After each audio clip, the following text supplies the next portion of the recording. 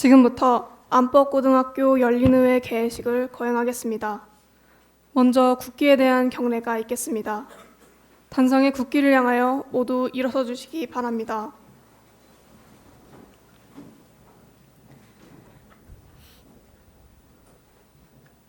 국기에 대한 경례.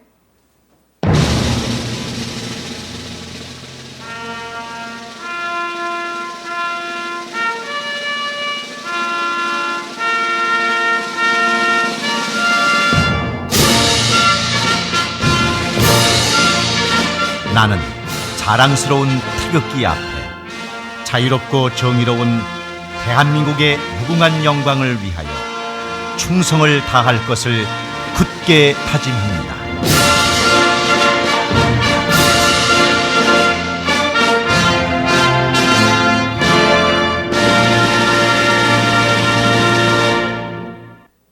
바로 이어서 애국가 제창이 있겠습니다. 반주에 맞춰 1절을 제창하여 주시기 바랍니다.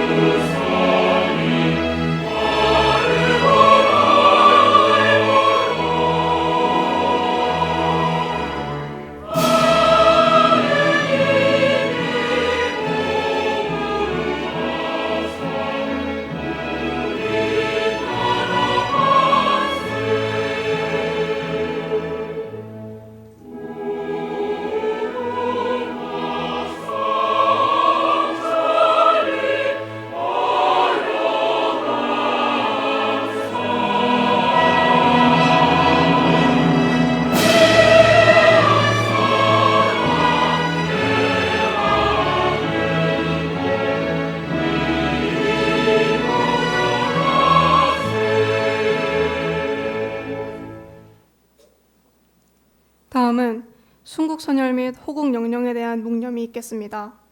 일동 묵념.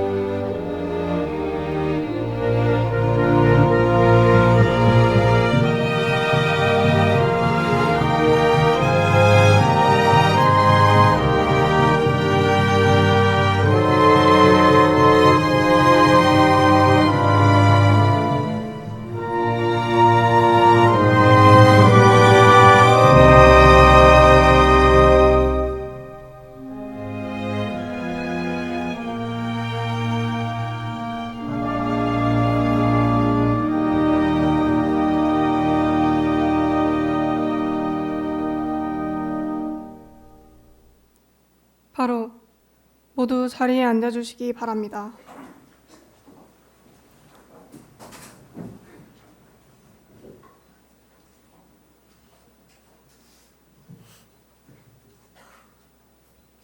다음은 의장의 개회사가 있겠습니다. 사랑하는 안법고등학교 학생 여러분, 존경하는 의원님들, 그리고 저희를 응원해 주시는 모든 여러분, 이번 열린의회 의장을 맡게 된 방연아입니다. 먼저 우리 안법고등학교 학생들에게 열린의회를 체험할 수 있는 기회를 마련해 주신 분들께 진심으로 감사의 말씀을 드립니다. 또 아낌없는 격려를 보내주신 여러 선생님들께도 다시 한번 감사의 말씀을 드립니다. 싱그러움이 더해가는 실록의 계절, 5월 가정의 달에 건강한 모습으로 다시 뵙게 되어 대단히 반갑습니다. 안법고등학교 2학년 학생들이 제시한 두 가지 안건을 논의하기 위해 제2회 열린의회를 개최하게 됨을 매우 뜻깊게 생각합니다. 오늘 열린의회를 통해서 우리 주변의 문제들을 해결하기 위해 어떤 방법으로 회의가 열리고 해결되는지 체험하는 가운데 지방의회가 우리 지역 발전을 위해 매우 중요한 기능과 역할을 한다는 것을 직접 배울 수 있는 소중한 기회가 될 것입니다. 또한 우리 학생 의원들이 직접 의사진행 과정에 참여하는 활동을 통해 의견을 제시하고 그것을 결정해가는 과정에서 민주적인 의사결정 과정을 알게 되고 공동체 의식 및 참여와 책임 의식을 기를 수 있는 귀중한 시간이 될 것입니다. 그리고 오늘의 이 소중한 경험은 앞으로 우리 학생들이 지역 발전과 나아가 우리나라를 이끌어갈 주인공으로 성장하는데 또 하나의 밑거름이 될 것입니다. 그러므로 오늘 열린의회 의원으로 참석하신 학생 여러분들께서는 오늘 이 자리의 중요성을 마음속 깊이 되새기며 매 순간 최선을 다해 주시기 바랍니다. 오늘 개최되는 제2회 열린의회에서는 2가지 안건에 대한 논의가 예정되어 있습니다. 오늘 저희는 현재 시행되고 있는 교육과정인 자유학기제와 반려동물 보유세의 도입 여부에 관해 논의해 보려고 합니다. 의원님들께서는 열과 성을 다하여 의정활동에 성실히 심도 있게 임해 주실 것을 부탁드립니다. 사랑하는 안법고등학교 학생 여러분, 그리고 존경하는 의원님들과 저희를 응원해 주시는 모든 분들께 항상 가정과 하시는 모든 일에 행운이 함께 하시기를 기원드리며 특히 저희 의회를 아끼고 사랑하는 마음으로 직시정론하여 주신 안법 언론사 여러분께 진심으로 감사의 말씀을 드립니다. 그리고 다시 한번 이 자리를 빌려 그동안 의원님 여러분들의 혼신의 노력에 깊은 감사와 경의를 표합니다. 끝으로 이곳에 참석하신 모든 분들께 건강과 행운이 가득하시기를 기원드리고자 합니다. 감사합니다.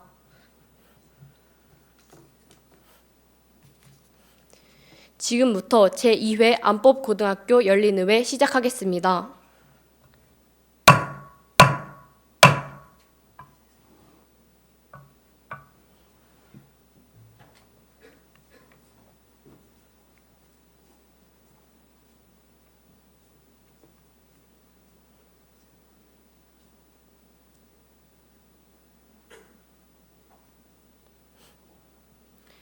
이번 주에 제출된 안건은 박서빈, 지서윤 의원이 제출한 자유학기제 제도의 필요성과 강예린, 강진서 의원이 제출한 반려동물 보유세의 도입 여부로 총 2건이 제출되어 오늘 처리하게 되었습니다. 그러면 의사일정 제1항 자유학기제 제도의 필요성을 상정합니다.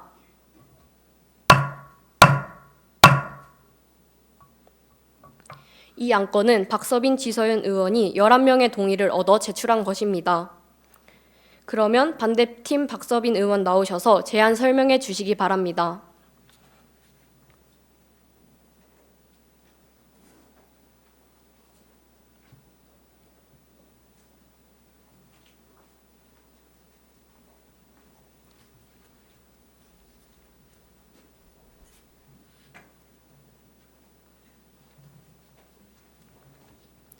안녕하십니까. 박서빈 의원입니다.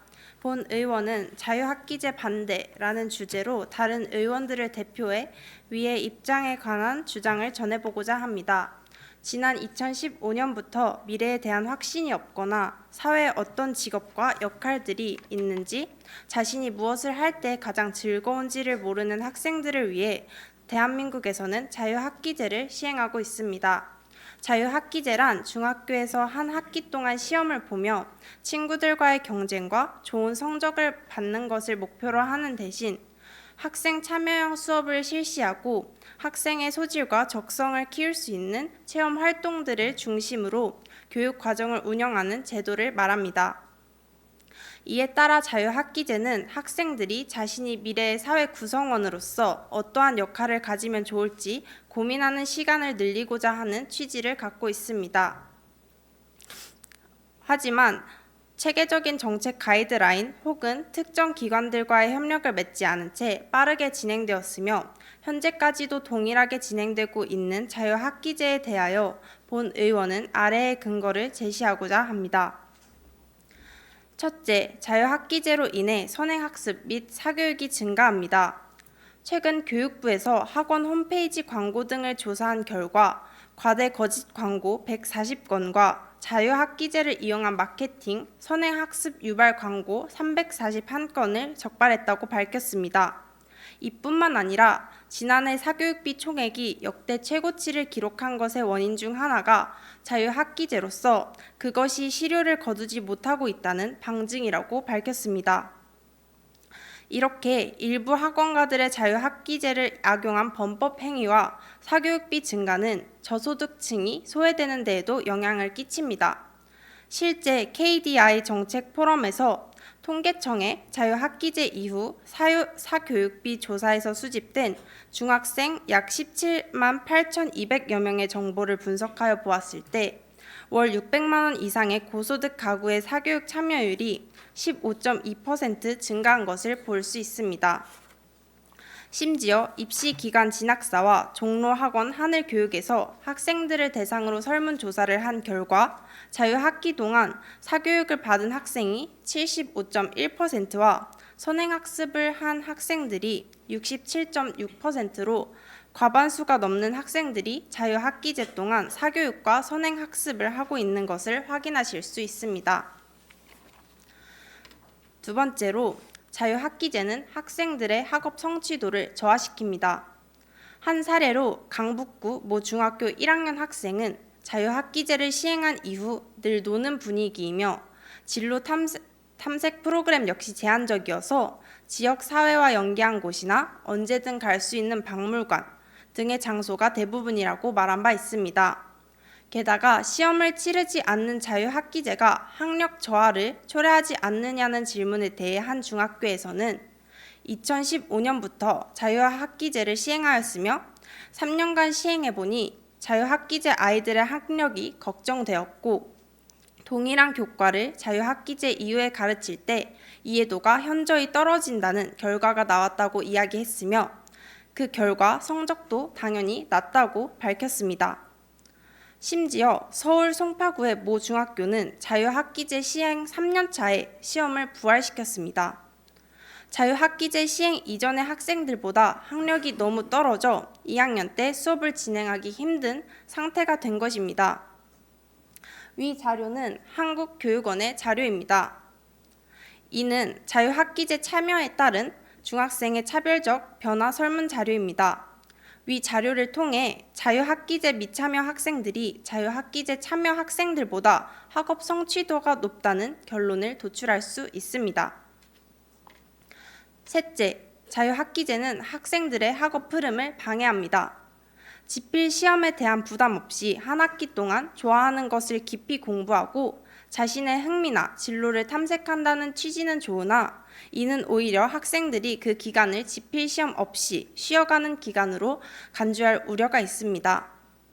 자칫 학생들이 자유학기제 동안에 학업에서 손을 떼 학업의 흐름에 끊어질 수 있으며 자유학기를 마친 후에는 끊어진 공부 흐름을 바로잡는 데 많은 힘이 듭니다. 게다가 자유학기제의 가장 큰 특성은 지필시험이 없다는 것에 있습니다.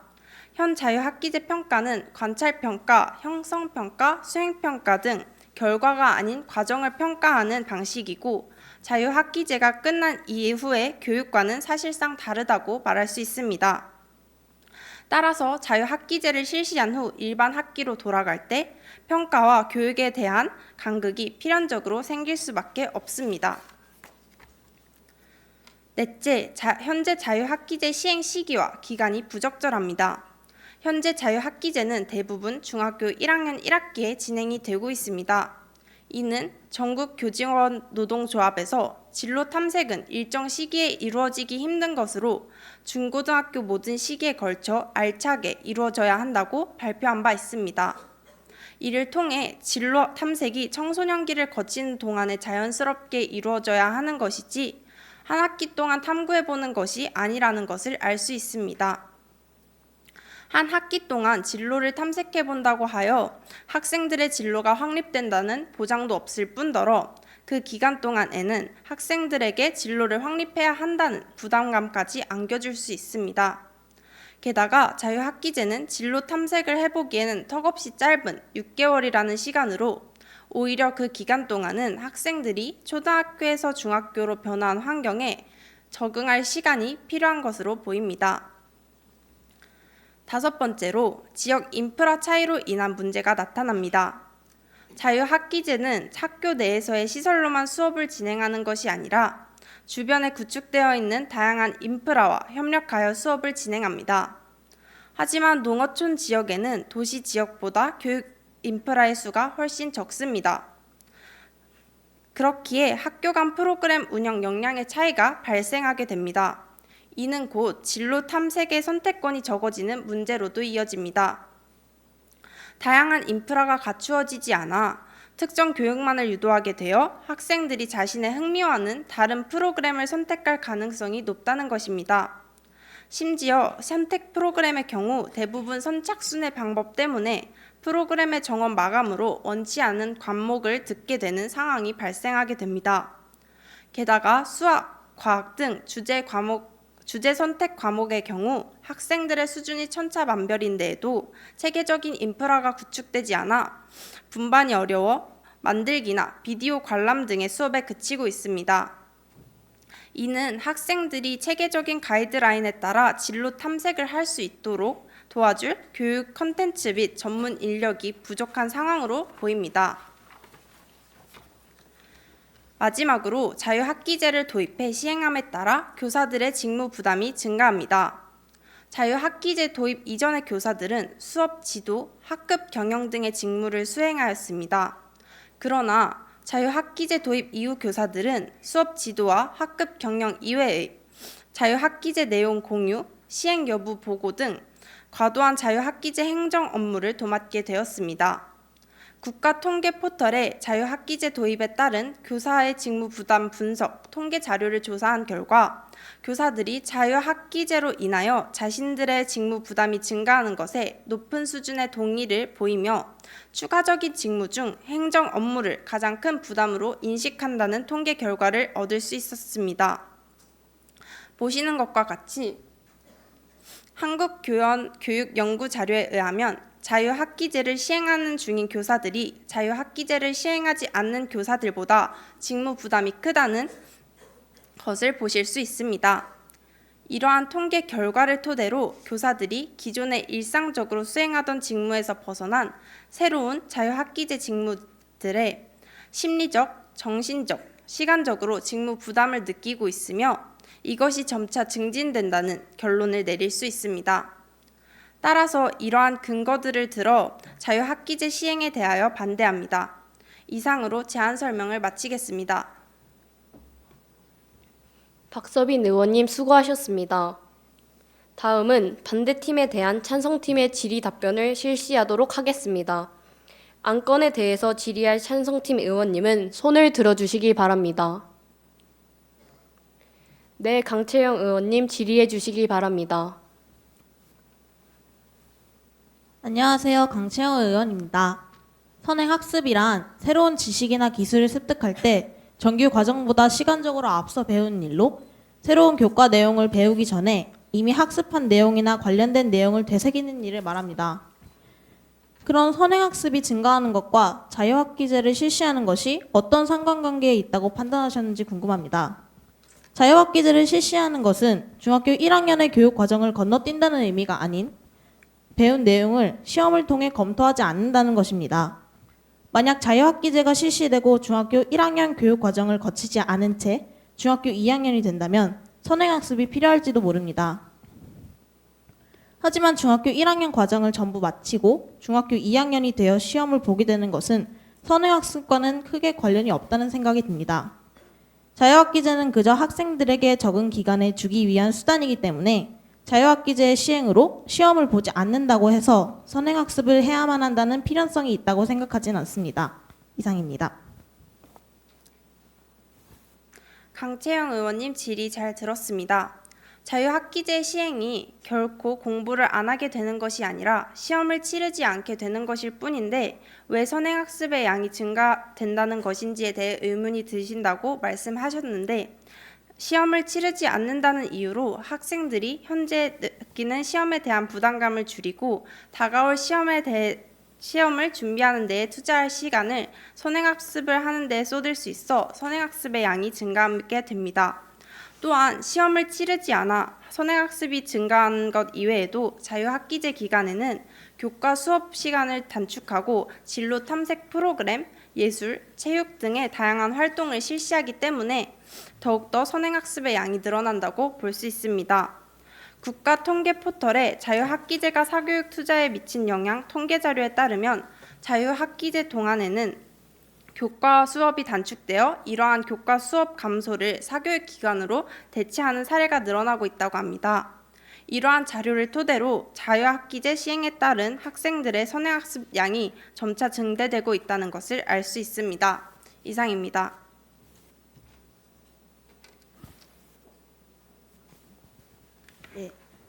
자유학기제 반대 측의 세 번째 의견인 자유학기제를 시행하는 동안에 학생들이 학업에서 손을 떼 학업의 흐름이 끊어질 수 있고 자유학기제를 마친 후에는 끊어진 공부의 흐름을 바로잡기 어렵다는 의견에는 공감합니다. 하지만 혹시 자유학기제를 운영하는 동안의 수업 시간표를 찾아보신 적이 있으신가요? 자유학기제를 시행한다고 해서 아예 기본 교과 수업을 진행하지 않는 것은 아닙니다. 자유학기제를 시행한다는 것은 오전 수업 시간엔 일반 학기와 마찬가지로 기본 교과 수업을 진행하고 오후 시간엔 진로 탐색과 관련된 활동, 스포츠 동아리 위주의 수업을 진행하여 학생들의 다양한 체험 활동이 가능하도록 교육 과정을 유연하게 운영하는 것입니다. 자유학기제를 경험한 학생들의 일반 학기 학교 생활 모습에 관한 질적 사례 연구를 보면 자유학기제를 실시하였을 때 소위 말하는 수포자, 영포자 등 평소 공부에 관심이 없는 학생들의 참여를 돕는다는 점에서 오히려 위 제도가 학생들의 학업 관심도를 높이는 방법이라고 생각합니다. 또 자유학기제의 교과 수업은 1차, 2차 지필고사와 같은 지필식 총괄평가를 폐지함으로써 학생들의 서열화된 점수 위주의 시험에서 벗어나게 한 것이지 학교에서 학생들을 평가하지 않는다는 것은 아닙니다. 교육부에선 교과별 핵심 성취 기준을 마련하여 학생들의 학습 목표 도달 여부를 파악하고 평가의 결과를 수업 개선의 방향으로 활용하도록 만들기 때문에 자유학기제는 교사들이 학생들의 다양한 성향과 기질을 고려하여 피드백할 수 있는 평가 체제를 만들 수 있습니다. 이상입니다.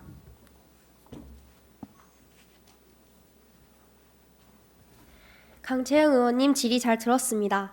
안녕하십니까. 정지현 의원입니다. 강채영 의원님이 말씀하셨던 것처럼 자유학기제는 지식 위주의 주입식 교육, 입시 교육의 폐해가 극에 달한 현실에서 학생들의 토론과 탐구활동을 중심으로 하는 새로운 교육 패러다임을 자유롭게 실험해 볼 수 있는 좋은 계기가 될 수 있습니다. 하지만 학교 시간표에 교과 수업이 있다고 한들 잦은 활동 수업으로 자유학기제가 진로 탐색이나 직업 체험을 하는 학기로 오해되거나 편협하게 운영되는 경우가 상당수입니다.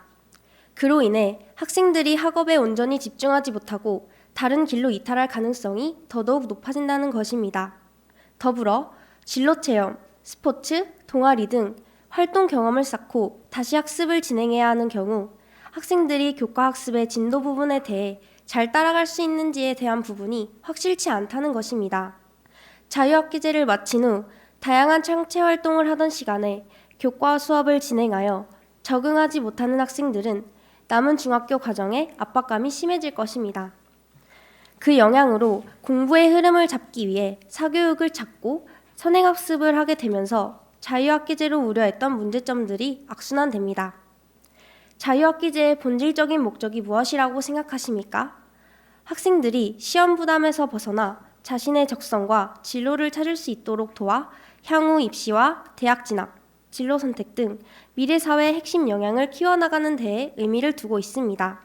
그런데 정작 대부분 진로 선택과 대학을 결정하는 것은 서열화된 점수 위주의 시험입니다. 자유학기제를 통해 자신을 찾아가는 데 집중할지 몰라도 그 후 학업에 적응하지 못해 손을 놓는 학생들이 늘어난다면 추구하는 목적의 모순이 된다고 생각합니다. 이상입니다. 다음으로 질의할 의원님은 손을 들어주시기 바랍니다. 네, 조윤지 의원 질의해 주시기 바랍니다. 안녕하십니까. 조윤지 의원입니다. 다섯 번째 근거에서 지역별 인프라 차이로 인한 지역별 효과 차이가 발생한다고 말씀하셨습니다. 그러나 교육부에서 발표한 자유학기제 관련 교육 정책에 따르면 교육부가 지역별 특색을 살려 학교별, 교육청별로 운영 계획을 수립할 수 있도록 지원하는 역할을 하고 다양한 학생활동이 운영될 수 있도록 지방자치단체, 대학, 기업, 공공기관 등과 협력하고 있다고 합니다. 또 지역 간 격차를 해소하기 위해 학교별 맞춤형 컨설팅을 통해 농사노총과 중소도시 지역 학교에 대해서 질 높은 체험 프로그램을 우선 배정해 지역 간 격차를 해소하고 있다고 하며 실제로 교육부에서 자유학기제 현장 지원단 252명과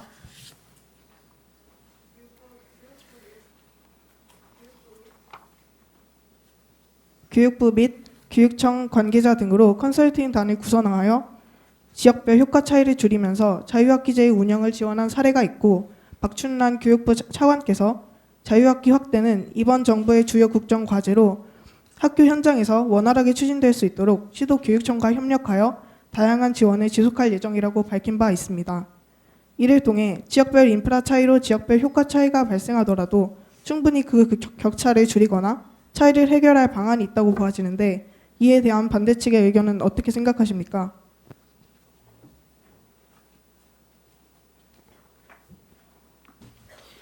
조윤지 의원님의 질의 잘 들었습니다. 이 답변은 제가 말씀드리도록 하겠습니다. 안녕하십니까? 함다은 의원입니다. 자유학기제 프로그램 진행을 위해 다양한 진로 탐색 활동들이 운영될 수 있도록 지방자치단체, 대학, 기업, 공공기관들과 협력하는 것은 협력 인프라가 가까운 주변에 충분히 갖춰져 있고 접근하기 쉬운 곳에 있을 때 가능한 것입니다. 과연 전국에 있는 중학교 중 그에 해당되는 학교의 수가 많을까요? 현실은 그렇지 않다는 것입니다. 만약 차별화된 지역 속에서 자유학기제를 진행하게 된다면 모든 인프라가 갖춰진 교육 환경 속의 고소득층 자녀들만 혜택을 보는 아이러니한 상황이 발생할 것입니다. 한국교원교육연구에 실린 중학교 자유학기제 운영 현황 분석 및 개선 방안 논문에 따르면 자유학기제 학교에서 개선되어야 할 사항의 경우 인프라 발굴 및 구축과 학생 체험처 다양성이 각각 교사와 학생의 응답 중 가장 높은 비율을 차지하였습니다. 이를 통해 결국 다양한 인프라 구축이 지역별 효과 차이를 줄이는 방법임을 알 수 있습니다. 단지 자유학기제 시행을 위해 모든 농어촌 지역의 개발이 이루어지는 것은 사실상 불가능에 가깝습니다. 이렇듯 모두에게 공평한 자유학기제 시행을 위해서는 우리나라의 지역이 모두 동등한 인프라와 교육 환경을 갖추어야 하지만 현실적으로 이는 불가능합니다. 그렇기 때문에 자유학기제 시행을 반대하고자 하는 것이 저희의 입장입니다. 이상입니다. 지금까지 3명의 의원들이 질의를 하였습니다. 또 다른 질의할 의원 있으십니까? 네, 그러면 원안에 대한 질의 답변을 마치겠습니다. 그러면 지서윤 의원 나오셔서 제안 설명해 주시기 바랍니다.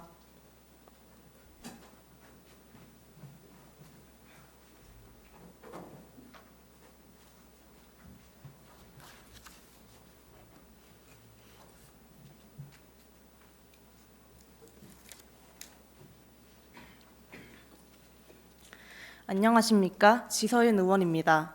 먼저 이 자리에 나와서 발언하게 되어 영광으로 생각합니다. 또한 발언의 기회를 주신 방현아 의장님을 비롯한 동료 의원분들께 감사의 말씀을 드립니다. 본 의원은 자유학기제 찬성이라는 주제로 다른 의원들을 대표해 위의 입장에 관한 주장을 전해보고자 합니다. 첫째, 자유학기제는 학생 중심 수업으로서 교육의 질이 개선되는 효과가 있습니다. 자유학기제는 학생들이 참여형 수업을 시행하고 소질과 적성을 키울 수 있는 다양한 체험을 제공한다라는 목표를 포함하고 있습니다. 즉, 이런 자유학기제의 목표로 학생들에게 제공하는 여러 체험을 준비하면서 그에 맞는 전문적인 선생님, 체험 키트, 실습 등을 통해 수업을 준비하게 되는데, 이런 과정에서 자연스럽게 교육의 질이 올라가는 것을 볼 수 있습니다. 실제로 교육청에서도 자유학기제를 시행하고 있는 학교들에 그에 맞는 예산을 제공하는 등 교육의 질을 높이는 여러 지원을 제공하고 있습니다. 자유학기제를 통한 교육은 학교에서 연필과 책만 보고 있기보다는 새로운 경험을 통해 얻는 여러 경험들이 꿈이 되는 모습을 보고 배울 수 있게 됩니다. 이는 미래 세대에 바라는 올바른 교육으로 나아가는 한 발자국이 되고 있습니다. 두 번째, 다양한 진로 체험의 기회를 제공해 학생들의 진로 성숙도가 올라갑니다. 다양한 진로 체험을 통해 다양한 것들을 경험하면서 얻게 되는 깨달음은 정했던 진로에 한 발자국 더 나아가기도, 기존에 알고 있던 직업보다 더 많은 새로운 직업들을 알게 되는 계기가 되어 사회를 더 넓은 시야를 가지고 볼 수 있게 해주는데, 실제로 한국직업능력개발원에서 자유학기제 참여를 통해 직업 성숙도가 올라갔는가? 라는 주제로 설문을 한 결과 진로 성숙도 점수는 자유학기제에 참여한 중학생이 5점 만점 중 3.78점, 참여하지 않은 중학생은 3.56점이 나온 결과를 볼 수 있습니다. 우리는 위 자료처럼 자유학기제를 통해 주어지는 다양한 체험의 차이와 그 과정에서 배우고 쌓는 경험들이 자신의 진로 성숙도에 큰 영향을 줌을 알 수 있습니다. 세 번째, 다양한 체험으로 학생들의 학교생활 만족도가 올라가는 효과가 있습니다. 학교 생활 중 겪는 여러 시험은 학생을 단순히 공부하고 시험 문제 푸는 기계로 만들게 되는 뒤틀린 교육이 만들어지기에 십상입니다.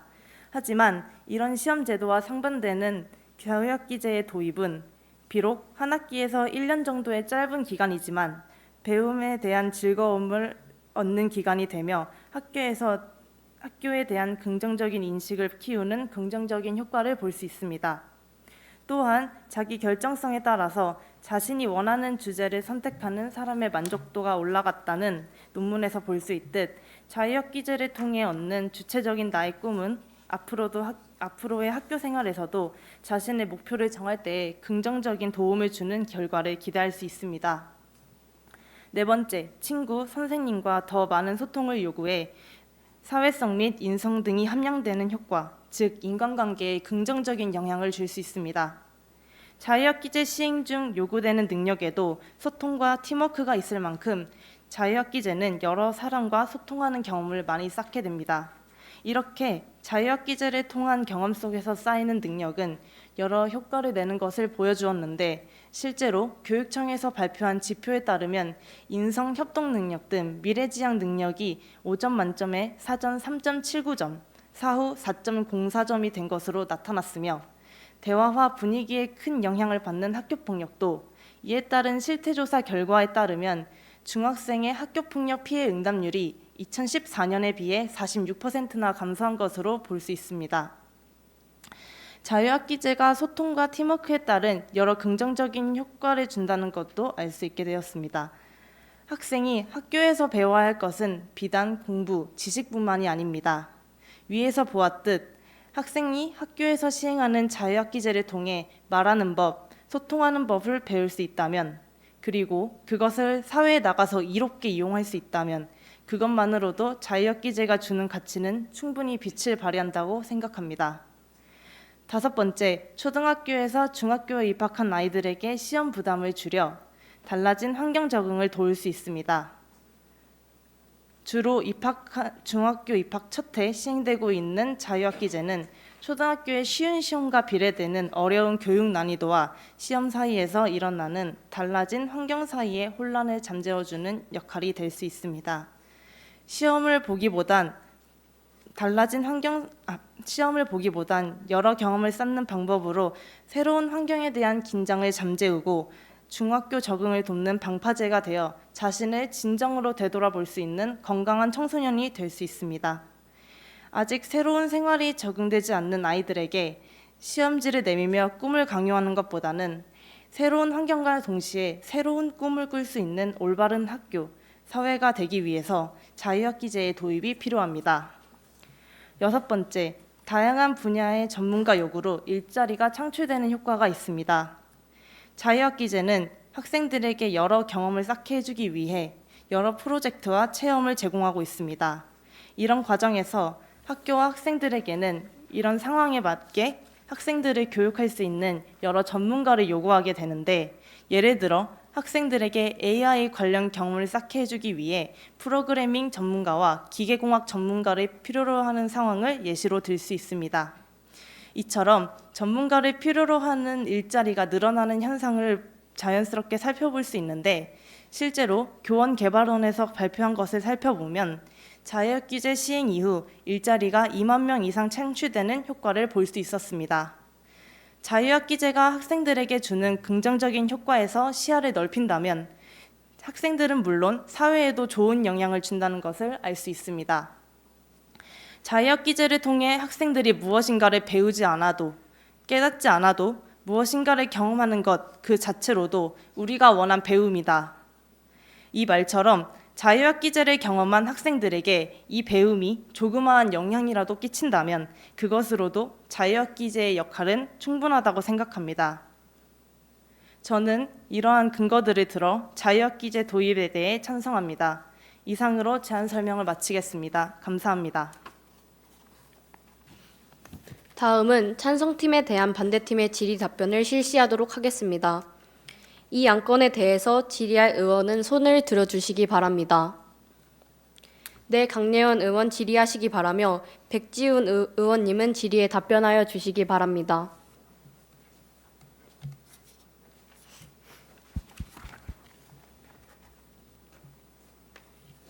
안녕하십니까. 강예원 의원입니다. 산석층에서 두 번째 근거로 다양한 체험의 기회를 제공해 학생들의 진로 성숙도가 올라간다고 하셨는데, 다양한 진로 체험의 기회는 학교 주변에 진로 체험이 가능한 인프라나 외부 강사 섭외가 가능한 상황 등 여러 이유로 지역별 차이가 큽니다. 따라서 비교적 도시에 있는 학교와 농어촌 지역에 있는 학교가 동등한 진로 체험의 기회를 얻기 힘들기에 자유학기제를 통해 모든 학생들의 진로 성숙도가 올라가지는 못한다고 생각합니다. 이에 몇몇 학생들은 질 높고 폭넓은 분야에서 다양한 진로 체험의 기회를 누릴 수 있는 반면에 몇몇 학생들은 매번 같은 프로그램을 듣게 되어 흥미를 잃고 관심도도 떨어지게 됩니다. 이는 자유학기제를 시행한다고 하더라도 학생들의 진로를 찾는데 동등한 기회를 제공하지 못하고 도움이 되지도 못한다는 결론이 납니다. 또 현재 학교에서 진행되고 있는 활동이 국어, 영어, 수학, 과학 등 많은 교과 과목과 관련된 프로그램들도 있지만 대체로 캘리그라피, 예술, 체육과 같은 특정 분야에 집중돼 이것이 관심이 없는 학생들 개개인의 관심사와 무관할 때가 많다고 생각합니다. 이상입니다. 안녕하십니까. 백지훈 의원입니다. 강예원 의원님 질의 잘 들었습니다. 물론 비교적 도시에 있는 학교와 농어촌 지역에 있는 학교의 인프라 차이가 있다는 것엔 동의합니다. 하지만 그것이 다양한 진로 체험에 있어서 무엇이 불리하고 어떤 것이 더 좋은 체험인지에 대해서는 어떤 것이 더 좋은 체험이라는 뜻은 아닙니다. 예를 들자면 도시에 있는 학교는 전문 강사를 섭외하거나 질 좋은 학습 도구를 더 많이 사용할 수 있다는 장점이 있다는 반면 농어촌 지역 학교에서는 각 지역의 특성에 맞추어 좀 더 자연 친화적이고 동적인 활동 위주의 교육을 잘 실현할 수 있다는 장점이 있습니다. 이는 각 학생이 동등한 자유학기제 교육을 받았다는 것에 초점을 두지 않고 각각의 특성을 평가해야 할 부분으로 생각하며 도움이 되는가를 판단할 부분이라고 생각하지 않습니다. 실제로 수많은 자료를 통해 높은 만족도를 확인할 수 있고 전문가 분들의 말씀에 따르면 대부분 자유학기제의 필요성에 대해 긍정적인 반응이 주를 이루고 있는 만큼 오히려 도움이 된다고 여겨집니다. 또 자유학기제가 특정 분야에 집중되어 관심이 없는 학생들의 참여도가 떨어지고 개인의 관심사에 무관하다는 점은 자유학기제가 관심사를 찾아가는 탐색 과정이며 오히려 자유학기제를 시행하지 않았을 때, 즉 국영수 위주의 수업을 할 때가 더 그 문제를 심화시키기 때문에 이 주장은 타당하지 않다고 생각합니다. 위와 같은 이유로 반대측 입장에 대해 반대하는 바입니다. 이상입니다. 다음 질의할 의원은 손을 들어주시기 바랍니다. 네, 이지수 의원 질의해 주시기 바랍니다.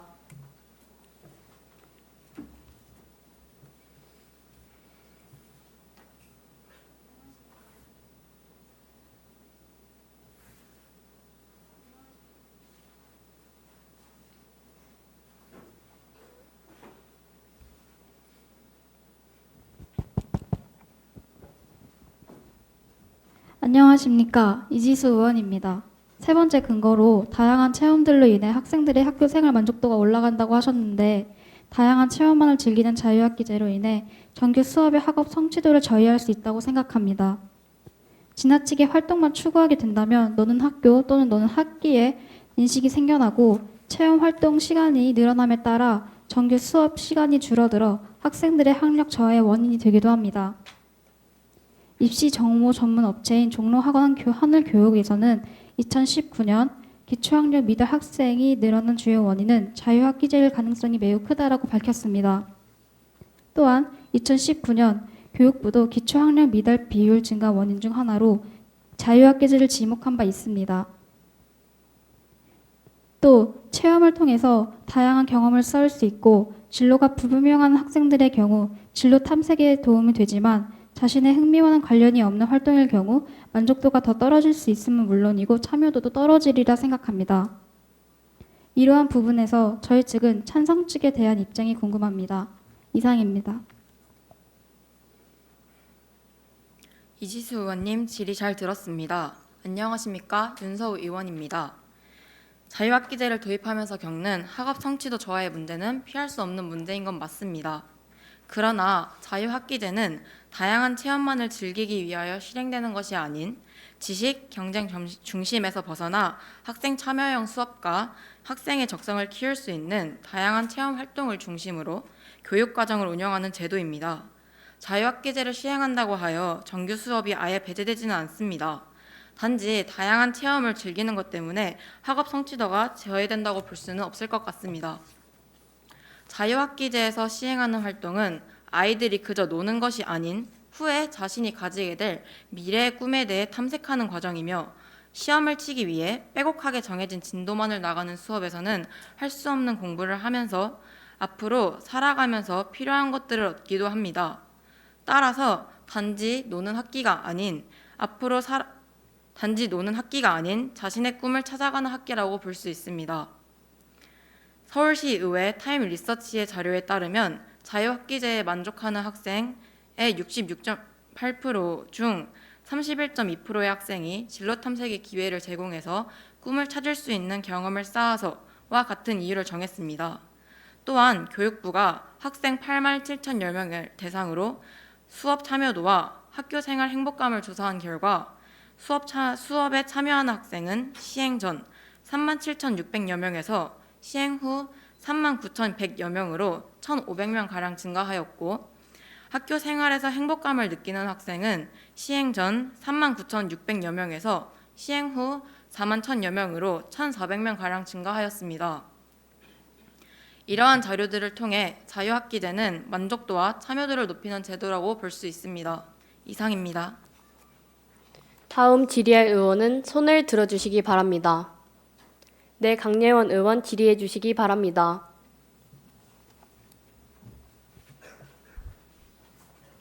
찬성 측에서 6번째 근거로 다양한 분야의 전문가들이 초빙되어 일자리가 창출되는 효과가 있다고 말씀해 주셨는데 다양한 진로와 각종 분야의 전문가들이 프로그램을 진행하러 학교로 오기 때문에 일자리를 창출할 수 있다는 데에는 공감합니다. 하지만 이러한 다양한 전문가를 초빙하기 위해서는 학교에 예산이 들어가게 됩니다. 그러나 학교의 예산은 한정적이기 때문에 많은 전문가를 초빙할 수 없고 결국 비전문가를 모시거나 교사가 프로그램을 진행하는 경우가 많습니다. 따라서 학생들이 받는 진로 교육은 겨우 영상 시청물이나 만들기 활동에서 그치기 마련입니다. 이로 인해 다양한 분야의 전문가들의 일자리가 창출되는 효과는 미미하다고 간주되는데 찬성 측에서는 이에 대해 어떻게 생각하십니까? 강예원 의원님의 질의 잘 들었습니다. 제가 이 질의에 대해 답변하겠습니다. 자유학기제를 도입하며 필요로 하게 되는 여러 제도와 예산은 피할 수 없는 문제 중 하나입니다. 하지만 반대로 생각해보면 학생들이 줄고 있는 지금 조금 더 넓은 교육의 장을 만들어 소외된 일자리도 늘릴 수 있는 좋은 기회이자 교육제도라고 생각할 수 있습니다. 실제로 자유학기제를 시작한 2014년부터 현재까지 자유학기제를 위해 채용한 교사의 수와 전문가의 수가 매년 느는 것을 보면 그 효과를 더욱 잘 느낄 수 있습니다. 의원님께서 언급하신 몇몇 우려되는 부분 중 전문적인 강의와 체험 대신 영상으로 대체한다는 부분 또한 자유학기제를 긍정적으로 받아들여 적극적으로 교사를 배치하고 교육청의 예산을 활용한다면 이러한 문제점 또한 개선될 것이라고 생각합니다. 자유학기제가 시행되는 동안 발생한 여러 문제가 먼저 보이고 시행한다 한들 학생들에게 주는 부정적인 효과가 더 크게 보일 수 있다는 것은 사실이지만 자유학기제에 따른 파급 효과와 사회에 주는 좋은 영향도 생각한다면 자유학기제 도입이 지속되는 것이 옳다고 생각합니다. 이에 따라 본 의원은 자유학기제 시행과 관련하여 찬성을 주장합니다. 이상입니다. 지금까지 3명의 의원들이 질의를 하였습니다. 또 다른 질의할 의원 있으십니까? 네, 그러면 원안에 대한 질의 답변을 마치겠습니다.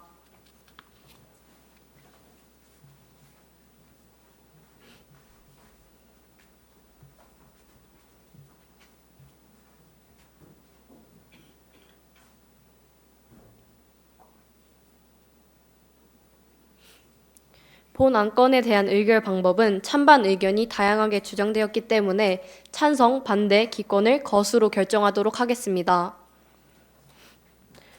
의사일정 제1항 자유학기제 제도의 필요성에 대한 찬반 투표를 진행하여 주시기 바랍니다. 찬성하시는 의원 손을 들어주시기 바랍니다.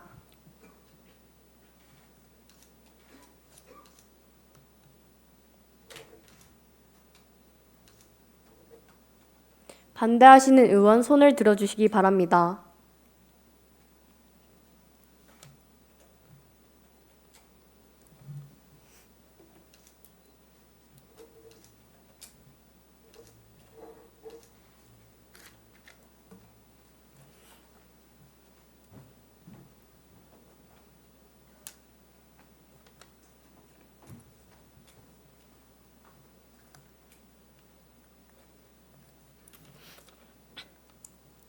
의사일정 제1항 자유학기제 제도의 필요성에 관한 건은 총 의원 22명 중 찬성 9명, 반대 12명, 기권 1명으로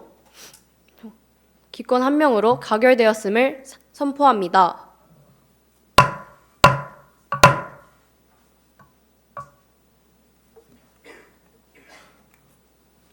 다음은 의사일정 제2항 반려동물 보유세 도입 여부를 상정합니다.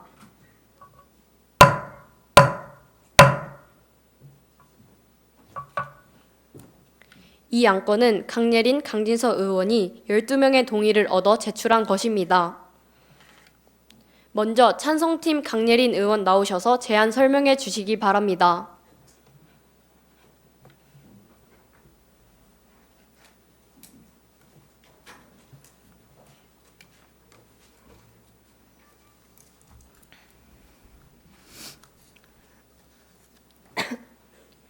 안녕하십니까. 저는 반려동물 보유세 도입에 찬성하는 강예린 의원입니다. 현대사회에서 반려동물을 키우는 사람들이 증가했습니다. 예전에는 동물이 사람들의 즐거움을 위한 대상이었다면 이제는 친구, 가족 같은 존재로 많이 바뀌어 우리는 키우는 동물을 애완동물이 아닌 반려동물이라고 칭하는데요. 반려동물 보유세는 반려동물에 부과되는 세금으로 반려동물 보유자가 증가하는 추세인 현대사회에서 사람들이 반려동물에 대해 책임감을 갖도록 하자는 취지에서 만들어졌습니다. 이러한 반려동물 보유세를 도입한다면 우리 사회의 복지는 물론이고 나아가 인간의 삶의 질까지 향상되는 그런 효과를 기대할 수 있습니다. 그 이유로는 첫째, 반려동물 보유세를 도입한다면 반려동물 관련 복지 재원을 확보할 수 있습니다. 일례로 세금으로 마련된 재원을 가지고 반려동물과 사람이 함께할 수 있는 복지 공간, 예를 들면 동물공원 등을 만들 수 있습니다. 또 동물 학대를 단속하는 활동 비용으로도 사용할 수 있는데요. 동물보호법에 위반되는 행위, 즉 동물 학대 행위는 점점 증가하는 추세를 보이는데요. 하지만 보시다시피 이를 검거하는 비율은 해가 지날수록 떨어지고 있는 것을 보실 수 있습니다. 여기에는 다양한 이유가 있겠지만 하나의 이유로 동물 학대 단속 예산과 인력의 부족을 들 수 있습니다. 반려동물 보유세를 도입한다면 반려동물, 더 나아가 인간의 삶까지 매우 윤택하게 만들 수 있는 여러 정책들을 실제로 구현할 수가 있게 됩니다. 둘째, 반려동물 보유세 도입은 사람의 생명과 안전을 지킬 수 있습니다. 현재 우리 사회에선 반려동물 양육 가구의 증가로 인한 반려동물 안전사고가 증가하고 있습니다. 특히 개물림 사고는 가장 흔하게 발생하며 큰 피해를 낳는 사고인데요. 실제로 소방청이 발표한 자료에 따르면 개물림 사고는 꾸준히 그리고 매우 빈번하게 발생하고 있는 것을 보실 수 있습니다.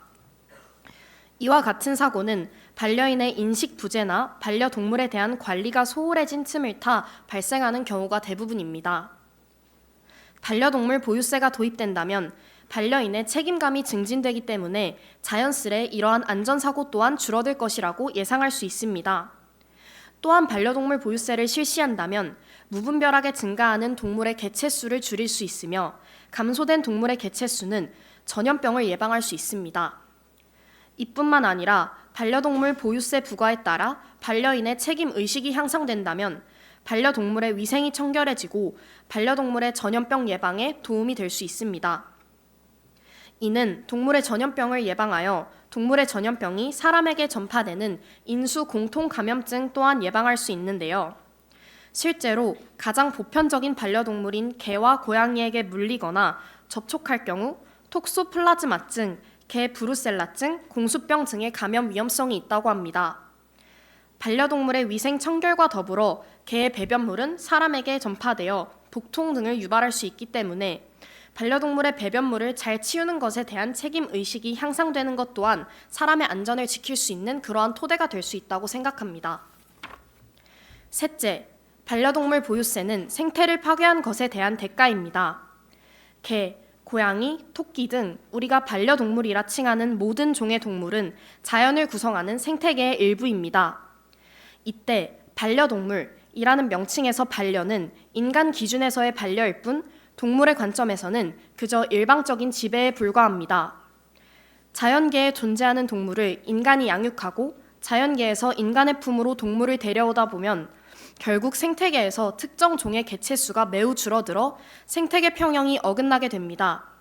그러므로 우리가 동물을 반려한다고 칭하는 행위는 생태계 구성 요소 중 하나인 동물을 지배함으로써 생태에 인위적으로 개입하여 생태계 질서를 무법하게 무너뜨리는 생태 파괴 행위라 말할 수 있습니다. 실례로 사막여우는 중국, 몽골, 파키스탄의 고비 사막과 타클라마칸 사막에서만 발견되는 희귀 여우종입니다. 하지만 과거에 서식지가 파괴되고 모피 채취와 식용 등으로 사냥당하고 현재는 거의 애완용으로 포획되며 멸종위기종 국제거래협약 사이트에서 2급 멸종위기종으로 지정되었습니다. 화면에서 사이트 협약의 로고를 보실 수 있는데요. 사이트 협약에 가입한 한국은 협약에 의거하여 사이트 등록 중인 사막여우의 개인 사육 금지를 합법화시켰습니다. 하지만 국가의 이러한 노력에도 불구하고 2014년 수단에서 22마리의 밀수된 사막여우가 세관에 적발되었습니다. 이는 모두 인간의 과욕과 무지가 초래한 결과입니다. 따라서 반려동물 보유세는 자신의 반려 행위가 생태계 파괴라는 인식 자체의 부재가 초래하는 생태적 위험성에 대한 경고이며 생태계 파괴에 대한 물질적인 대가와 보상을 요구하는 수단으로서의 매우 큰 의의가 있습니다. 넷째, 반려동물 보유세를 도입함으로써 반려동물에 대한 책임 의식이 높아질 것입니다. 반려동물의 유기를 무책임적인 사례의 예시로 들어서 살펴보겠습니다. 지금 보시는 것은 2010년, 2011년, 2012년, 2033년까지의 유기동물 발생과 처리 현황에 관련된 자료입니다. 위 자료에서 보실 수 있듯이 매년 9만 5천여 마리의 동물들이 유기가 된다는 것을 알 수 있습니다. 또한 이렇게 유기된 동물들은 2만여 마리가 분양되어 새 가정을 찾아가지만 그 수만큼 혹은 더 많은 수의 동물들이 안락사를 당하거나 새 가정을 찾아가지만 자연사를 당하게 되는 경우가 많습니다. 사람들의 무책임한 행동에 대한 대가가 동물에 대한 피해, 특히 죽음으로 돌아온다면 이것은 합리적이지 못할 뿐만 아니라 윤리성에서도 위배되는 문제가 아닐 수 없습니다. 따라서 반려동물 보유세를 도입함으로써 반려인들의 책임 의식을 요구하는 사회 분위기를 형성하여 반려동물을 유기하는 문제를 방지해야 한다고 생각합니다. 다섯째, 반려동물 보유세 도입은 유기동물 보호의 시작점입니다. 위 사진의 자료는 농림축산식품부에서 발표한 동물 판매업의 연간 판매 실적입니다. 현재 반려동물의 개체 수는 지속적으로 늘어나고 있는 추세라고 해석할 수 있는데요. 반려동물의 개체 수가 점점 늘어나는 만큼 유실되는 동물들이 늘어나고 있습니다. 사설 보호소로 가거나 구조되지 못한 동물들까지 포함한다면 이보다 더 많은 동물들이 버려졌을 것입니다. 유기동물의 수가 증가하는 것에 비해 유기동물을 보호할 수 있는 보호소는 매우 한정적입니다. 따라서 유기동물 지자체 보호소에서는 안락사를 하지 않고 새로 들어오는 동물들을 수용할 공간이 부족합니다. 이로 인한 사회적 비용도 매년 늘어나고 있다고 볼 수 있습니다. 농림축산식품부로부터 제출받은 자료에 따르면 2011년부터 2015년까지 유기동물 구조, 보호 및 관리에 쓰이는 비용이 매년 100억 원에 이르는 것으로 나타났습니다. 최근까지도 구조 비용이 점점 늘어난다는 것은 앞서 제시한 자료에서 찾아보실 수 있으셨을 겁니다. 반려동물 개체 수가 늘어나면 늘어날수록 결국 유기동물 또한 증가될 수 있습니다. 예를 들어 중성화 수술을 시키지 않는다면 들개 혹은 야생화된 유기견들과의 교미를 통해 번식하여 개체 수가 늘어날 수 있고, 반려동물 판매업을 규제하지 않을 경우 이 또한 반려동물의 개체 수의 증가를 초래할 수 있습니다. 덧붙여 반려동물은 반려동물이라는 존재의 정의만으로도 개체 수를 조절할 필요가 돋보입니다. 거의 모든 반려동물은 자신의 의지와 상관없이 인간의 욕구에 따라 강제적으로 통제, 감시, 그리고 제한받는 삶을 살게 됩니다. 동물 보호론자들의 견해에 따르면 반려동물의 삶은 동물 본연의 자연스럽고 바람직한 행동을 제한받는 반자연적이고 반생물적인 삶을 사는 것이라고 할 수 있다고 합니다. 타 생물종에 의해 일방적으로 규제, 억압당하는 존재에게는 그 의미를 퇴색시킬 필요가 있습니다. 반려동물 보유세를 시행한다면 반려동물에 대한 이해나 양육에 필요한 기본적인 준비도 없이 그저 하나의 유희거리로 반려동물을 기르려는 사람들을 주저시킬 수 있습니다. 또한 펫 산업을 통제할 수 있으므로 간접적으로 반려동물의 개체 수를 줄일 수 있습니다. 따라서 이러한 근거들을 들어 반려동물 도입에 대하여 찬성합니다. 이상으로 제안 설명을 마치겠습니다. 감사합니다. 강예린 의원 감사합니다. 다음은 찬성팀에 대한 반대팀의 질의응답을 실시하도록 하겠습니다. 이 안건에 대해서 질의할 반대팀 의원은 손을 들어주시기 바랍니다. 네, 이수정 의원 질의해 주시기 바랍니다.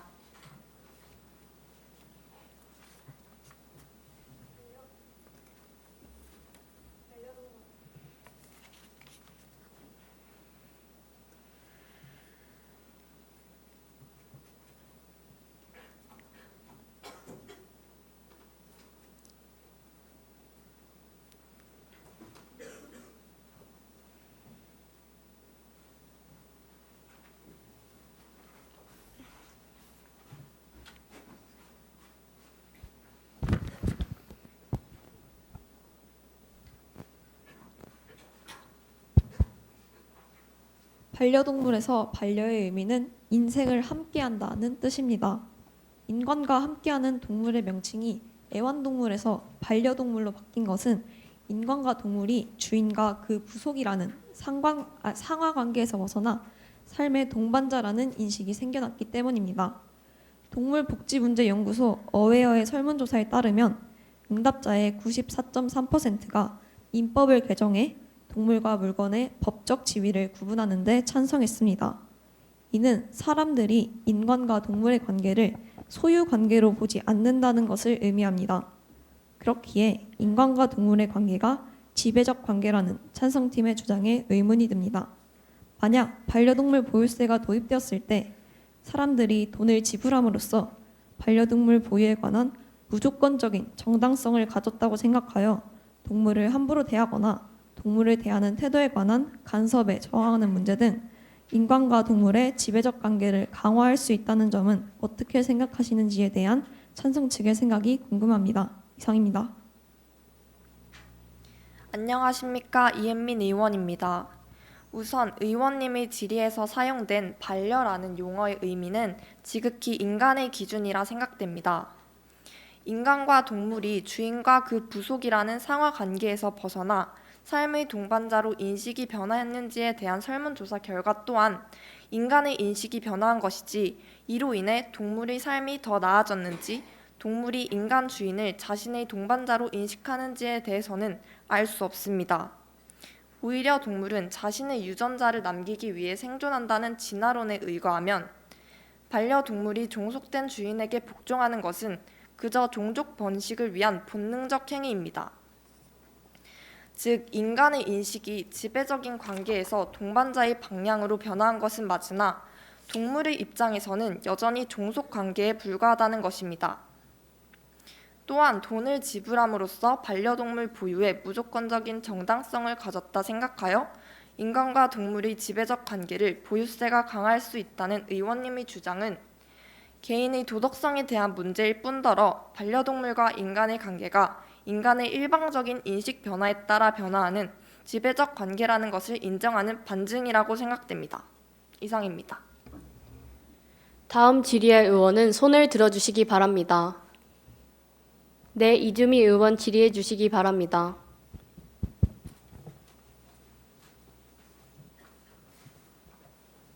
안녕하십니까? 이주미 의원입니다. 찬성 측은 반려동물에 대한 책임감이 증진될 수 있다는 의견의 근거로 보유세 도입을 통해 반려인들의 책임의식을 요구하여 동물 유기를 방지해야 한다고 얘기해 주셨습니다. 그러나 보유세를 도입함으로써 사람들이 그 비용의 부담을 느낀다면 반려동물들은 되려 그 사람들에 의해 유기되는 모순이 생길 것입니다. 이러한 상황이 발생했을 때 유기동물의 수가 현재 유기동물의 수보다 적어질 수 있을까라는 의문에 대해 찬성 측은 어떻게 생각하십니까? 이주미 의원님 질의 잘 들었습니다. 안녕하십니까? 이현서 의원입니다. 반려동물 보유세를 도입하면서 그 부담을 느끼는 사람들이 오히려 반려동물을 유기하는 모순이 생길 수도 있다고 질의해 주셨습니다. 하지만 반려동물 보유세 부과라는 정책의 취지 자체는 반려동물에 대한 책임의식 강화입니다. 물론 반려동물 보유세를 도입하며 그 비용의 부담을 느끼는 사람들이 존재할 수는 있습니다. 하지만 모든 정책은 도입 시에 기대 효과와 부정적 효과를 모두 고려해야 하기 때문에 반려동물 보유세 도입만으로 유기동물이 오히려 증가할 것이라는 주장은 타당하지 않습니다. 따라서 반려동물 보유세 도입은 유기동물 감소의 시작점이 될 수 있을 것입니다. 이상입니다. 다음 질의의 의원은 손을 들어주시기 바랍니다. 네, 고승현 의원 질의해 주시기 바랍니다.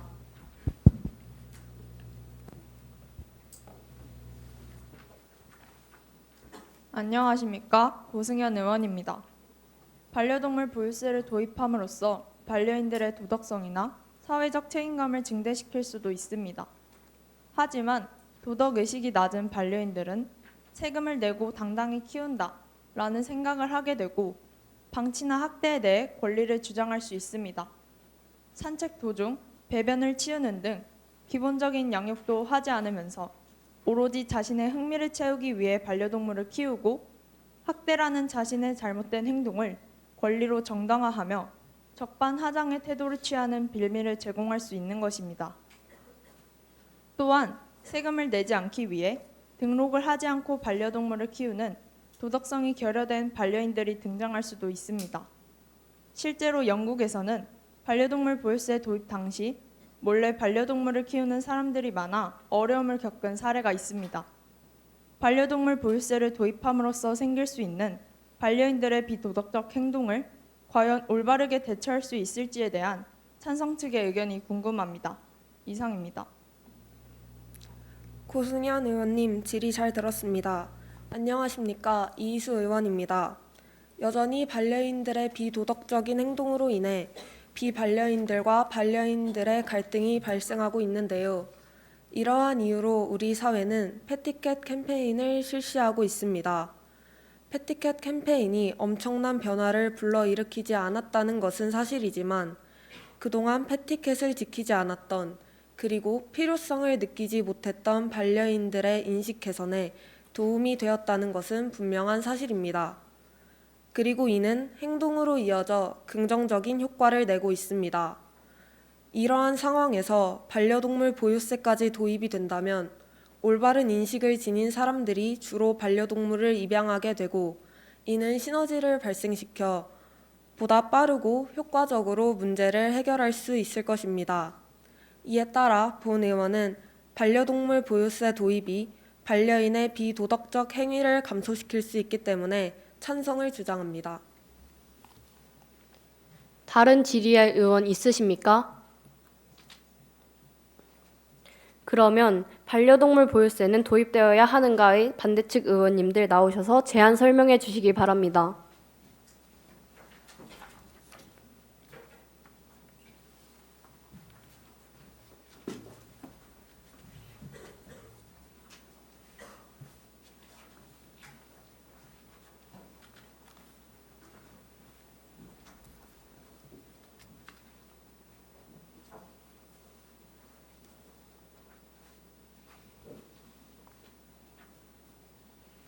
안녕하십니까. 강진서 의원입니다. 먼저 이 자리에 나와서 발언하게 되어 영광으로 생각합니다. 또한 발언의 기회를 주신 방현아 의장님을 비롯한 동료 의원분께 감사의 말씀을 드립니다. 본 의원은 반려동물 보유세는 도입되어야 하는가? 라는 주제로 발언하고자 합니다. 반려동물 보유세란 반려견 등 반려동물에게 부과되는 세금입니다. 반려동물에서 반려는 짝이 되는 벗을 의미합니다. 이렇듯 반려동물은 한 가족처럼 사람과 더불어 살아가는 동물입니다. 반려동물 보유세는 반려동물이라는 이름의 정의로부터 모순일 뿐만 아니라 반려동물을 물건으로 생각하는 정책이라고 생각합니다. 반려동물 보유세 도입은 다음과 같이 많은 문제점을 지니고 있습니다. 첫째, 세금 회피를 위해 반려동물 등록 자체를 하지 않을 수 있습니다. 반려동물 보유세를 위해서는 모든 가구의 반려동물이 등록되어야 합니다. 하지만 장기적으로 봤을 때 전국의 모든 가구의 반려동물을 조사하고 관리하는 데에는 많은 어려움이 따를 것입니다. 또한 반려동물을 보유한 가구 중에서 어느 한 가구라도 반려동물을 등록하지 않는다면 그 반려동물을 키우는 가정은 세금을 내지 않게 되고 이는 형평성에 어긋납니다. 화면의 뉴스 자료를 봐주시길 바랍니다. 실제 영국에서는 반려동물 보유세를 도입하자 반려동물을 등록하지 않고 불법으로 키우는 사람이 늘어났습니다. 또한 반려동물을 등록하고 세금을 내는 사람들의 조세 저항도 발생하자 1987년 반려동물 보유세를 폐지했습니다. 둘째, 반려동물 보유세는 반려동물을 키우는 데에 경제적인 부담을 증가시킵니다. 미국 동물학대 방지협회에 따르면 2022년 9월 조사에서 반려동물을 키우는 이들 중 35%가 현 경제 상황에서 반려동물에 들어가는 비용이 부담된다고 답했습니다. 경제적인 부담이 가중된다면 그로 인하여 반려동물을 키우는 것을 포기하는 가구가 증가할 가능성이 큽니다. 위 화면 속 그래프를 보십시오. 반려인들은 반려동물 양육비의 증가로 이미 키우고 있는 반려동물 양육을 포기하거나 파양을 고려한다고 합니다. 농림축산식품부가 실시한 경제적인 비용 증가로 파양을 고려한 경험이 있는지에 관한 설문에 따르면 반려인들의 26%가 예상보다 비용 지출이 많아 파양을 고려한 적이 있다고 답했습니다. 만약 반려동물 보유세를 징수한다면 이는 반려인들의 경제적인 부담을 증가시켜 반려동물이 유기되거나 파양될 위험을 초래하게 될 것입니다. 셋째, 반려동물 보유세를 도입할 시 부가세에 대한 문제가 나타납니다. 현재 우리나라는 반려동물의 용품과 치료비에도 10%의 부가세가 붙고 있습니다. 이것은 2011년 7월부터 진행되고 있는데요. 부가세를 부여하고 있다는 것은 이미 일종의 보유세를 납부하고 있다는 것과 같은데 반려동물 보유세를 도입함으로써 또 납부해야 하는 이유는 과연 무엇일까요? 위 화면을 봐주십시오. 또한 현 대통령은 대선 공약 중 반려동물 진료 항목 표준화와 표준 수가세 도입, 진료비 부가세 면제를 제시한 바가 있습니다. 만약 부가세가 면제될 시 연평균 비용 추계서가 897억 원의 재정 수입이 줄어든다고 합니다. 따라서 굳이 부가세를 없애고 보유세를 납부하는 것은 세금을 불필요하게 더 확보한다는 단점이 있습니다. 더군다나 반려동물 보유세를 도입할 시 반려동물 용품과 관련된 상품의 가격이 더욱 올라갈 가능성이 있습니다. 이는 소비자들에게 부담을 주고 특히 경제적으로 어려운 사람들은 더욱 큰 부담을 느낄 수 있습니다. 실제로 반려동물을 키우고 있는 시민들은 1999년 동물병원 수가제 폐지 후 진로 항목별 표준화된 정보 제공 체계가 사라져 같은 증상에도 동물병원에 따라 최대 6배의 진료비가 차이나는 상황에서 내는 부가세는 무엇인가? 또 반려동물 보유세로 공적인 보험기금을 마련하지 않는 이상 기르는 입장에서는 혜택도 없는데 보유세를 걷는다는 것은 이해할 수 없다라는 항의도 많았습니다. 위 화면을 참고해 주시길 바랍니다. 2011년 부가세가 인상된다는 것으로 포스터를 만들고 홍보할 정도로 항의가 빗발쳤는데 보유세까지 도입할 시 더 많은 항의가 빗발칠 것입니다. 만약 반려동물 보유세를 진행하게 된다면 우선적으로 부가세와 관련된 문제를 먼저 고려해야 합니다. 넷째, 반려동물 보유세 시행으로 거둔 세금의 효용성 있는 사용 여부가 불투명합니다. 반려동물 보유세의 주된 목적은 얻은 세금을 동물의료보험, 동물보호기관 설립, 운영 등 동물 복지에 사용한다는 것입니다. 하지만 반려동물 관련 국가기관이 제대로 정해져 있지 않다는 점이 세금의 공정하고 투명한 사용에 가로막을 가능성이 큽니다. 현재 반려동물 관련 업무를 수행하는 기관은 농림축산식품부입니다. 농림축산식품부의 조사에 따르면 2022년 개와 고양이만을 포함한 반려동물의 수는 약 860만 마리로 추정됩니다. 위 화면의 표와 그래프를 봐주시길 바랍니다. 하지만 2021년 KB금융지수 KB금융연구소의 조사에 따르면 그 수는 약 797만 마리로 두 기관의 조사 결과에서 큰 차이가 발견됩니다. 위 그래프와 같이 1년의 차이가 있다고 하더라도 현재 반려동물의 수가 증가하는 추세에서 2020년보다 2021년의 결과값이 60만 가까이 감소하는 것은 농림축산식품부의 조사가 높은 정확도를 가지는지 사업이 효율적으로 진행되는지 불분명함을 보여줍니다. 또한 농림축산식품부라는 정부 부처 이름에서 알 수 있듯이 반려동물에 관한 업무를 주된 업무로 삼고 있지 않습니다.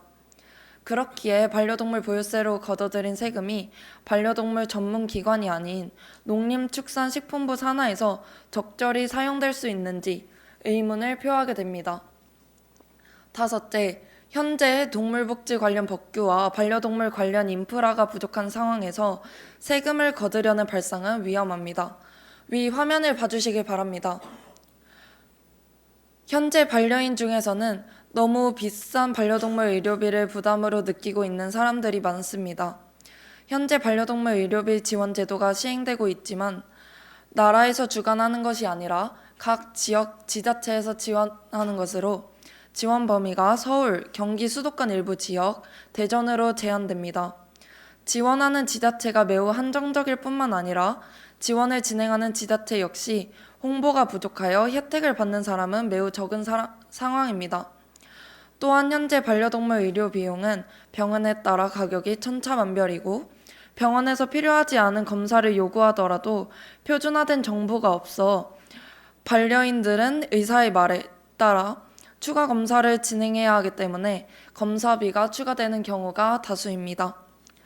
위 두 가지 근거를 통하여 동물병원의 진료기록부 발급 의무화, 질병명, 진료행위 명칭 및 코드 표준화, 반려동물 등록제 개선이 시급하다는 것을 알 수 있습니다. 반려동물 관련 인프라는 동물병원의 진료기록부 발급 의무화 등과 같은 제도적 부분, 즉 반려동물 복지 관련 법규뿐만 아니라 펫 공원, 동물병원과 같은 시설과 반려동물에 대한 인식과 정보까지 포함합니다. 우리나라의 반려인 인구가 증가하며 반려동물 복지 및 인프라가 점차 개선되는 추세이지만 아직 부족한 상황입니다. 위 기사에서 보고된 바와 같이 한국펫산업소매협회에서는 반려동물 보유세는 보호자의 부담을 증가시키고 유기견 예방에도 효과적이지 않다라고 지적했습니다. 반려동물 보유세 실행 시 반려동물 의료비 부담 경과와 같은 확실한 정책 실행으로 경제적 부담을 줄여주는 법과 제도가 뒷받침되어야 할 것입니다. 마지막으로 반려동물 보유세가 도입되면 반려동물 산업, 펫 산업과 같은 산업들이 붕괴됩니다. 반려동물 보유세를 실시하게 되면 반려동물을 키우고 싶어하는 사람들도 반려동물 보유세가 걱정되어 반려동물을 키우지 않게 되고, 이와 같은 상황으로 반려인들이 점점 사라진다면 반려동물 산업이 악화되는 상황이 발생할 것입니다. 화면의 그래프를 봐주십시오. 위 자료에서 농림축산식품부 보도자료에 따르면 2018년을 제외한 2015년부터 2020년까지 반려동물 양육 가구는 계속 증가하고 있고 반려동물 시장 규모도 계속 증가하는 모습을 보이고 있습니다. 또한 2027년을 예상했을 때 반려동물 양육 가구와 반려동물 시장 규모 모두 미래에도 증가할 것으로 보고 있습니다. 한 가지 다른 자료를 더 보여드리도록 하겠습니다. 화면 속 자료를 보시면 알 수 있듯이 한국경제농촌연구원 또한 국내 반려동물 시장 규모 전망 추이를 그래프로 나타났을 때 반려동물 시장 규모가 점점 증가하는 모습으로 제시되고 있습니다. 이를 통해 반려동물 산업이 우리나라 경제에 많은 영향을 끼친다는 것을 고려했을 때 반려동물 보유세로 인하여 반려인구가 감소하고 펫산업 또한 무너진다면 경제적인 손실이 우려됩니다. 이상 제안 설명을 마치겠습니다.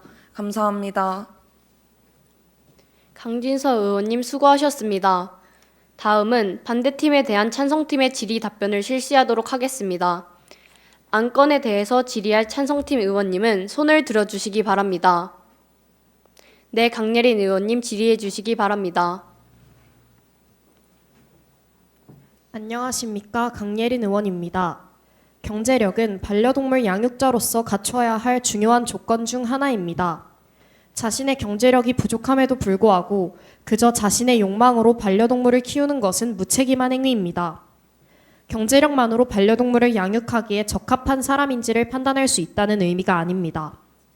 물론 경제력 외에도 더 많은 자질과 조건이 필요하지만 우선 보유세를 통해 반려동물 양육자로서의 조건 중 하나인 경제 수준에 대해서는 1차적으로 증명할 수 있는 수단이 되는 것입니다. 만약 경제력이 부족함에도 금전을 마련하여 세금을 낸다면 그 또한 반려동물에 대한 애정과 책임감을 갖췄다는 것으로 판단할 수 있다고 생각합니다. 따라서 반려동물을 사랑하는 마음 또한 중요하지만 그것은 인간의 욕망일 뿐 처치가 안 된다면 동물을 위해서 자신의 욕망을 절제하는 것이 합리적인 판단입니다. 보유세가 경제 수준이나 책임감을 검증할 수 있는 수단으로 기능한다는 점에 대해서는 어떻게 생각하시는지 여쭙고 싶습니다. 이상입니다.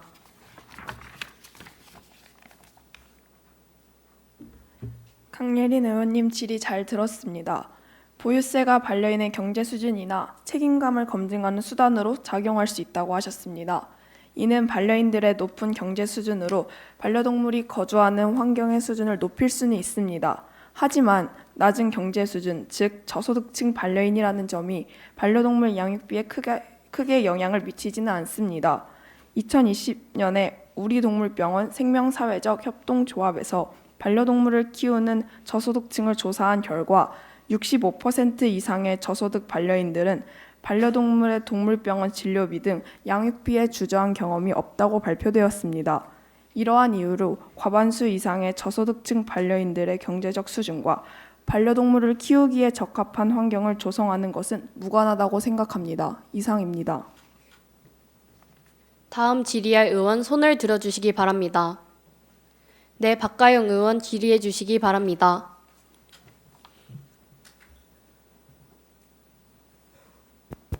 안녕하십니까? 박가영 의원입니다. 상대측 의원님께서 보유세를 부가세와 연관시켜 보유세의 실효성에 대해 지적해 주셨는데요. 우선 각 세목은 고유의 과세 목적과 기능을 가지고 있습니다. 세금은 크게 간접세, 직접세, 목적세로 분류할 수 있습니다. 간접세에 해당하는 부가가치세는 기초생필품을 제외한 나머지 소비 품목에 대해 10%의 단일세율로 일정하게 과세하고 있습니다. 반면 반려동물 보유세는 목적세로 일반 경비를 충당하기 위해 징수되는 부가세와는 엄연히 다른 세금일 뿐더러 그 목적과 기능이 분명합니다.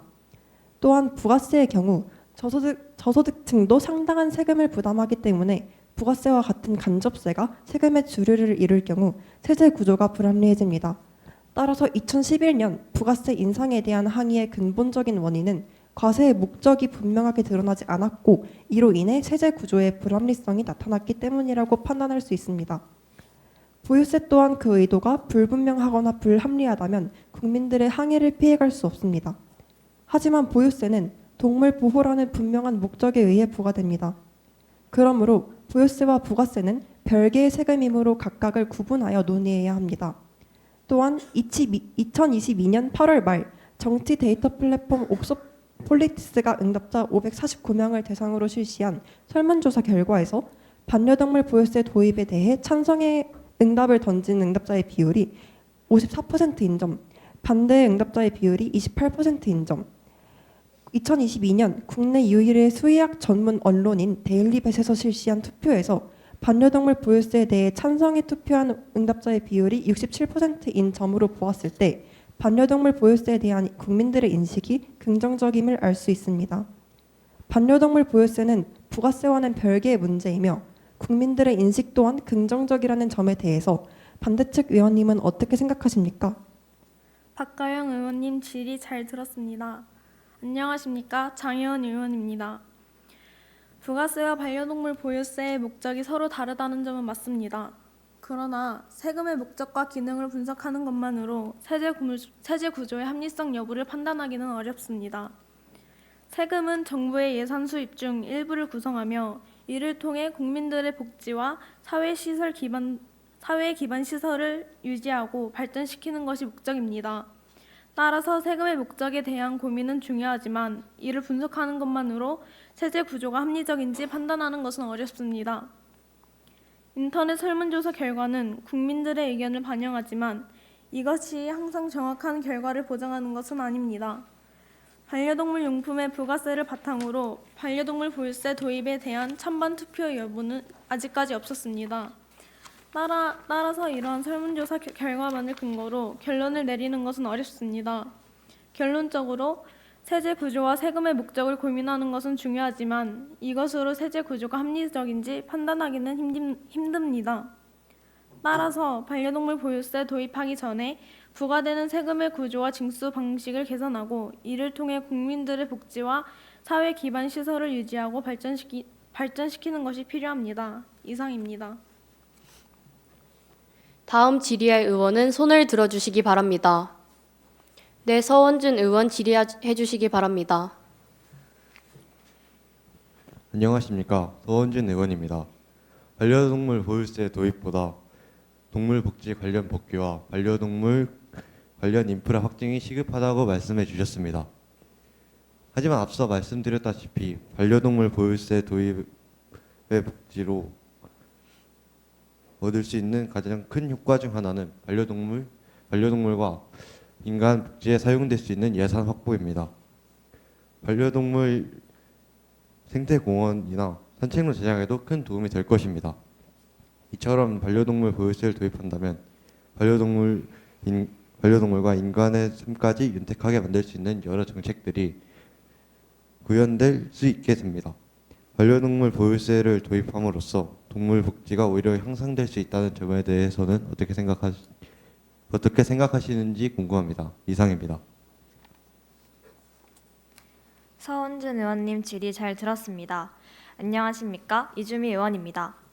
반려동물 보유세 도입을 통해 반려동물, 더 나아가 인간 복지까지에도 사용할 수 있는 예산을 확보함으로써 오히려 동물 복지가 향상될 수 있다는 주장에 관해 반대 측의 입장을 질문해 주셨습니다.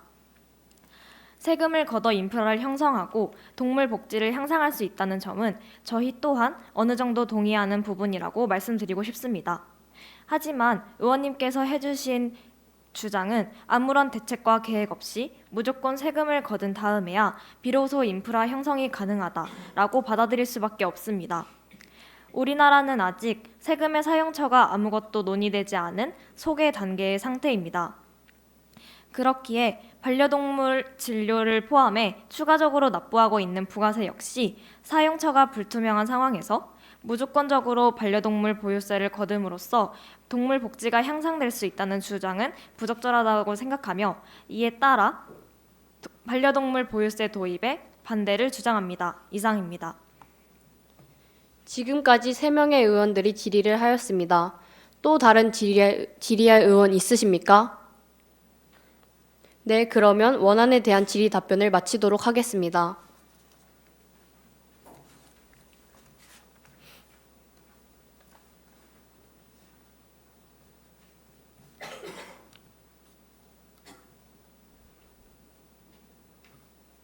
본 안건에 대한 의결 방법은 찬반 의견이 다양하게 주장되었기 때문에 찬성, 반대, 기권을 거수로 결정하도록 하겠습니다. 의사일정 제2항 반려동물 보유세의 도입 여부에 대한 찬반 투표를 진행하도록 하겠습니다. 찬성하시는 의원님은 손을 들어주시기 바랍니다.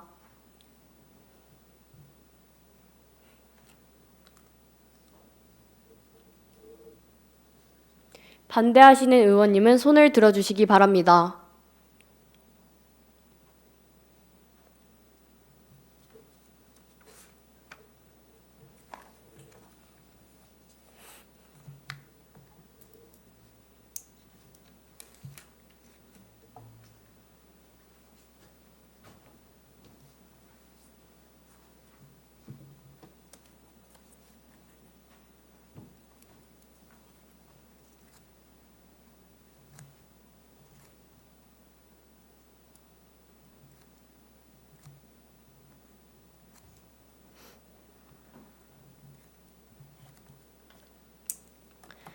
의사일정 제2항 반려동물 보유세의 도입 여부에 관한 건은 총 의원 22명 중 찬성 11명, 반대 9명, 기권 2명으로 가결되었음을 선포합니다.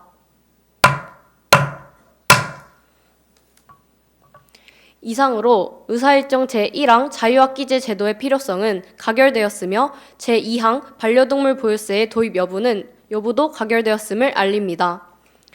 이것으로 오늘 의사일정에 상정된 안건에 대한 처리를 모두 마쳤습니다. 이것으로 제2회 열린의회를 모두 마치겠습니다. 감사합니다.